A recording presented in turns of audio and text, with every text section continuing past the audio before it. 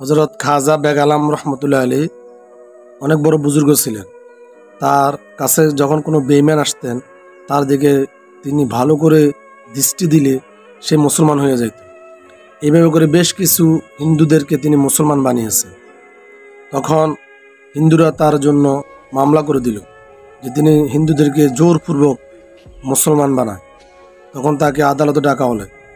আদালতে যখন তাকে উঠানো হলো, জিজ্ঞাসা করা হলো, ম্যাজিস্ট্রেট সাহেব আমাকে কেন ডাকা হলো, কি কারণ?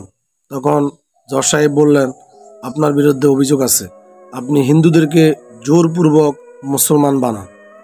তখন তিনি বললেন, খাজা বললেন যে তাই নাকি? তখন একজনকে বাদীপক্ষের একজন যখন সাক্ষী দান করতে আসলেন, তখন তিনি তাকে বললেন, মিয়া সাহেব বলুন তো দেখি, আমি কি কাউকে জোর করে মুসলমান বানিয়েছি? তখন এই ব্যক্তি কালিমা পড়ে নিলেন। দ্বিতীয় ব্যক্তিও একই অবস্থা, কালিমা পড়ে নিলেন। তৃতীয় ব্যক্তি, চতুর্থ ব্যক্তিও, সবাই কালিমা পড়ে মুসলমান হয়ে যাচ্ছে। এবার জজ সাহেব ঘাবড়ে গেলেন।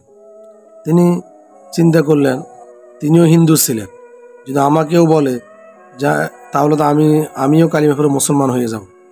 এই ভেবে তিনি বললেন, বেশ, আমি বুঝে গেছি। তখন আল্লাহর এই বান্দাকে খাজা বেগালাল রহমতুল্লাহ আলীকে তিনি বেকসুর খালাস করে দিলেন। হাদিস শরীফে একটা কথা আছে, আল্লাহ আইনু হাক্কুন, দৃষ্টি বা নজর লাগা বাস্তব।